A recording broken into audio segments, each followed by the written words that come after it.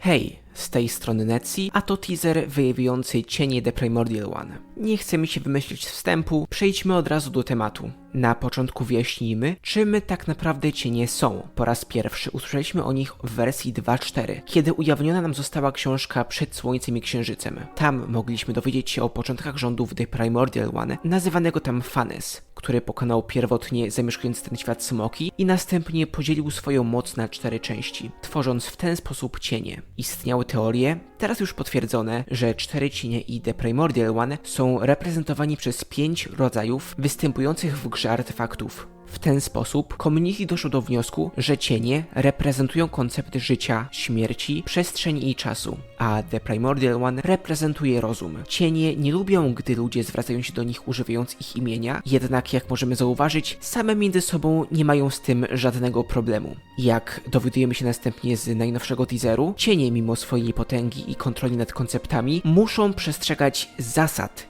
narzuconych im przez The Primordial One. Jego opis zadaje jednak pytanie, czy spełnienie tych zasad spowodowane jest pogardą wobec ludzi, czy może strachem przed władcą. Jednym z cieni, której działania wydają się być napędzane strachem przed boskimi zasadami, jest Ronowa, cień śmierci, o której teraz opowiem. Po raz pierwszy o Ronowie usłyszeliśmy w wersji 5.0. To ona pomogła Pani Nocy Jochu Altecuchtin stworzyć zasady Natlanu i Królestwa Nocy. Miała w ten sposób okazać swoją miłość wobec świata, jak i prawdopodobnie przeprosić za to, że lejliny tego narodu zostały zniszczone. The Primordial One uznał jednak, że w ten sposób Ronowa nadużyła swojego autorytetu jako cień. Nie wiadomo, co dokładnie się wtedy z Ronową stało, jednak po tym wydarzeniu przestała zajmować się ludzkimi sprawami i, jak stwierdziła Pani Nocy, stała się arogantna. Prawdopodobnie to wydarzenie sprawiło, że teraz boi się działać niezgodnie z zasadami wytyczonymi przez The Primordial One. Ronowa pojawiła się ponownie dopiero w momencie, gdy pierwszy Pyro Archon Xbalanque poprosił o pożyczenie części jej mocy, by móc zgładzić Ciuchcoatla, jak i ustanowić nowe zasady w Natlanie, dzięki którym zmarli uczestnicy pielgrzymki Świętego Płomienia mogli po zwycięstwie powrócić do żywych. Poprosił ją też, by mógł odrodzić się na jeden dzień w momencie, gdy Natlan ostatecznie zwycięży nad Abyssem. Ronowa przystała na te warunki, jednak dodała, że jest tylko cieniem, nie ma pełnej kontroli nad tym, jak może dysponować swoją mocą. Dlatego jeśli The Primordial One kiedykolwiek dowie się o tym, że Natlan używa mocy Boga Śmierci, ta zaprzeczy,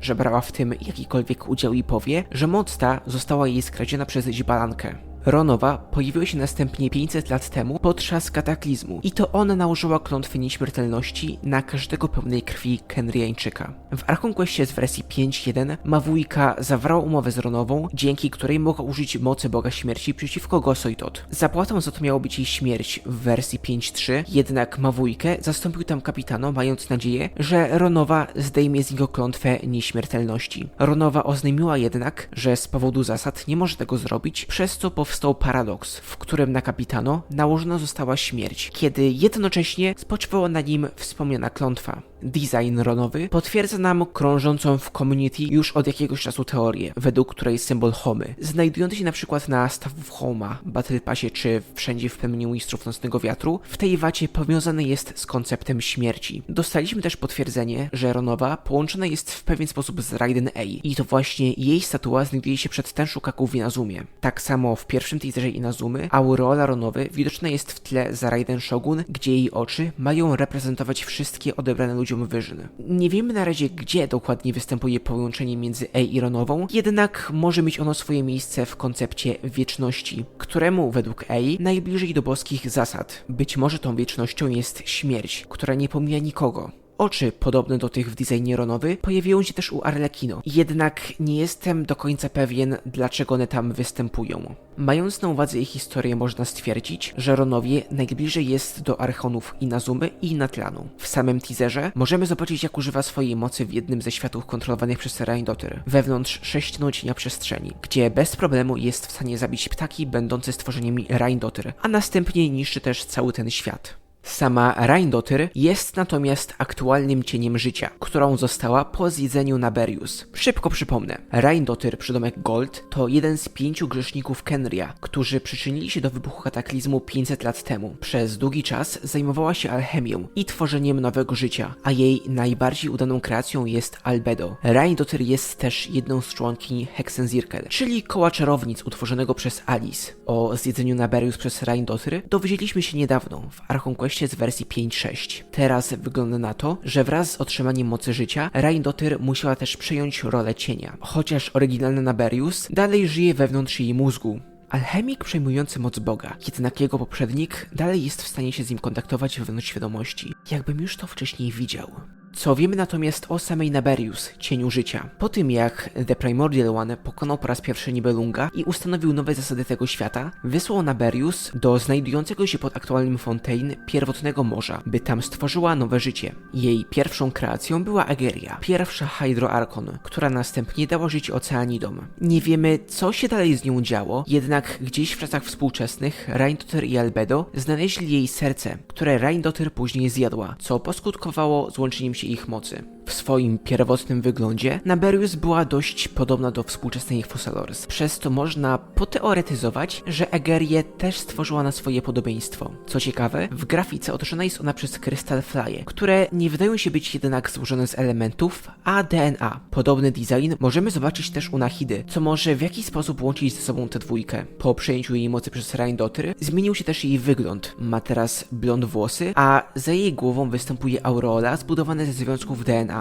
U Rhaendotyr jest ona jednak żółta, a Naberius niebieska. Na środku aureoli znajduje się też kwiat, który mocno przypomina ten, który Albedo tworzy używając swojego skilla w grze. Mają one także heterochromię w oczach, gdzie jedno oko przedstawia symbol chromosomu X, a drugie chromosomu Y lub triquetry. W teaserze Rhaendotyr prezentuje się dość nonszalancko i nie boi się przekraczać granic zasad wśród cieni, co widać na przykład kiedy powiedziała, że na miejscu Caricy też rozpoczęłaby wojnę z boskimi zasadami. To także ona stworzyła potwory, które zaatakowały świat wewnątrz jednego z sześcianów, co miało być eksperymentem mającym na celu przetestować zarówno jej nowe mocy cienia życia, jak i sprawdzić możliwości cienia przestrzeni. Podczas oficjalnego spotkania była jednak zaskoczona postawą Istaroth, cienia czasu, która wydaje się być znudzona swoimi obowiązkami i podchodzi do nich lekceważąco. Istaroth to natomiast cień czasu, o którym dowiedzieliśmy się najwcześniej, bo w wersji 2.4 w książce Przed Słońcem i Księżycem, chociaż już od samego początku gry mogliśmy zobaczyć w Mondstadt miejsca związane z rytuałami dla Boga Czasu, który jednak, o ironio, wraz z biegiem czasu został zapomniany. Nazywana jest też Bóg Momentów, Tysiąc Wiatrów Czasu, Ad Oblivione, co znaczy do niepamięci, czy Tokoyo Okami i Kairos przez dawnych mieszkańców Enkanomii. To ona jako jedyna zaopiekowała się ludźmi zamieszkującymi to miejsce, gdy ci podczas wojny zemsty zapadli się pod Teyvat. Prawdopodobnie to ona jest stwórczynią Ventiego, które nazywane jest jednym z Tysiąca Wiatrów i to właśnie Istaroth możemy zobaczyć w jego konstelacji. Co ciekawe, Istaroth we wszystkich językach ma tą samą aktorkę głosową co Venti. Innym dzieckiem Istaroth jest Seledonowa klacz o złotych oczach, należąca do grupy 3 nieśmiertelnych Teodoł, która przymierza Liłę w formie białego konia. Wiele osób mylnie uważa, że jest ona jednym z adeptusów. Istaroth wydaje się posiadać możliwość wpływania na przeszłość, dokonując pewnych manipulacji w przyszłości. Widzieliśmy tego przykłady w grze już 2 razy. Za pierwszym razem, gdy z pomocą Istaroth Ei zasadziła Sacred Sakura, które wyrosło 500 lat w przeszłości, i też w ostatnim Archonquestie, gdzie doprowadziło do paradoksu, przez który w jednym momencie istniały 3 klucze do statku kosmicznego rodzeństwa, chociaż tak naprawdę istnieją tylko 2 sztuki, by nasze spotkanie z Drydy w przyszłości mogło wpłynąć na decyzję bliźniaka w przeszłości.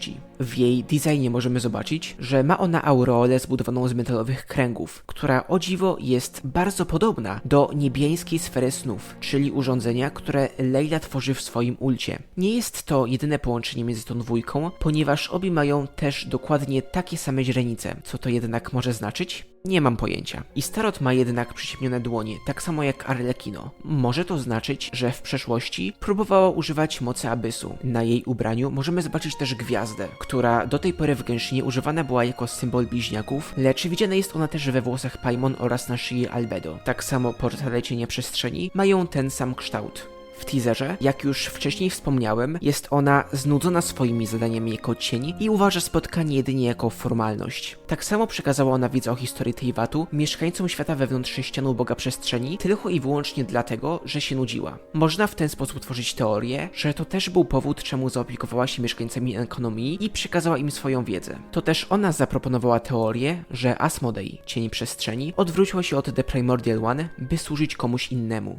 Sama Asmodei, która nazywa samą siebie strażnikiem boskich zasad, czy też Sustainer of Heavenly Principles, jest natomiast pierwszym po Iterze Illumin bytem, który widzimy po uruchomieniu gry. To ona 500 lat temu podsłuchała rozmowy bliźniaków z przyszłości, a następnie zatrzymała ich, gdy ci próbowali opuścić Teyvat i zamknęła ich w swoich sześcianach. Od tamtej pory nie wiadomo, co się z nią dzieje, co wprawia w zakłopotanie pozostałe cienie. Według Istarot, Asmodei specjalnie ich opuściła, by móc służyć komuś innemu. Ronowa uważa, że aby to się stało, Asmodei musiałaby kochać swojego nowego mistrza o wiele bardziej niż samą siebie. Według Reindotyr, Asmodei przeszła na inną stronę po to, by nie zostać pożarta, prawdopodobnie nawiązując do tego, jak przejęła moce Naberius. Mimo wszystko z teaseru wynika, że już niedługo cienie zejdą do Teyvatu, by spróbować ją znaleźć. Asmodei posiada umiejętności tworzenia sześcianów, wewnątrz których znajdują się sztuczne światy, a także portali, dzięki którym może się przenosić gdziekolwiek chce. To jednak wszystko, co o niej na ten moment wiemy. Przez swoje sześciany wydaje się być cieniem, któremu najbliżej do Gio Arkona, który jako jedyny na swojej statule trzyma jeden z sześcianów zamiast kuli. Nie mogę nie wspomnieć teraz o teorii,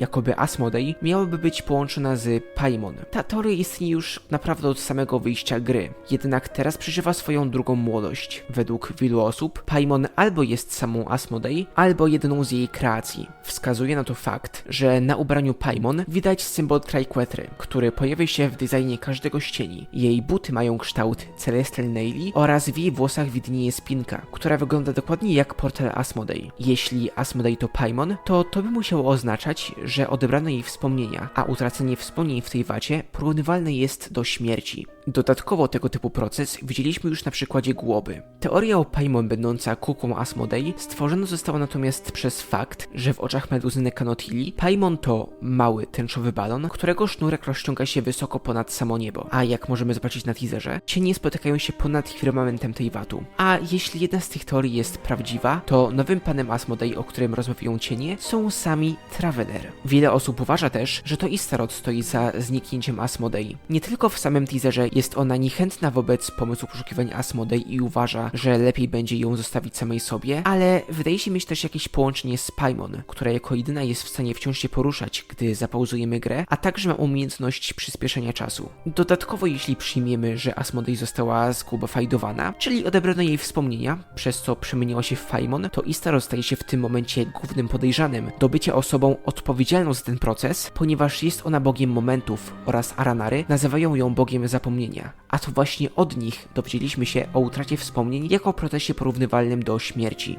Jest jedyna wspólna rzecz na temat cieni i arkonów, którą zauważyłem dopiero pisząc skrypt do tego filmu. Jak wspomniałem wcześniej, Istarot jest połączona z Anemo Arkonem, Ronowa z Elektro i Pyro Arkonami, Naberius z Dendro i Hydro Arkonami, a Asmodei z Gio Arkonem. Teraz, czy pamiętacie może teorię, według której każdy Gnosis odpowiada pionkowi na szachownicy? Co jeśli wpływa na to połączenie cienia z danym elementem? Na razie wzięliśmy Gnosis Anemo, Gio, Elektro i Pyro i możemy stwierdzić, że są to kolejno królowa, wieża i skoczki bądź gońce. Bardziej bym powiedział, że jednak skoczki. Jeśli ta teoria jest prawdziwa, to w takim razie Hydro i Dendronosis to gońce. Tak to tu tylko zostawię. Mówiąc o tym teaserze, nie mogę nie wspomnieć też o samych Fatui, chociaż zrobię to krótko. Jak już wiemy, głównym celem Caritzi i Piero jest zabicie The Primordial One. Wydaje się, że chcą to zrobić poprzez nadpisanie zasad Teyvatu, na co wskazuje fakt, że Dotore w przyszłości spali Irminsul oraz to, że próbują oni stworzyć nowego, mechanicznego boga używając moty księżyców. Z teaseru dowiadujemy się też, że wszyscy Harbingerzy przybyli do Notkraju, by uwolnić z tego miejsca Kolumbinę, czyli trzecią Fatui Harbinger. Nie wiemy, gdzie dokładnie jest ona uwięziona, jednak miejsce to wypełnione jest intejwatami, a ona sama dosyć mocno się tam glitchuje. Może jest to jedna z przestrzeni stworzonych przez moc księżyca, podobno w swojej budowie do Stigma Spaces z Honkaja 3. Nie jestem tak naprawdę co do tego pewny i tylko rzucam tym, co mi przyszło do głowy.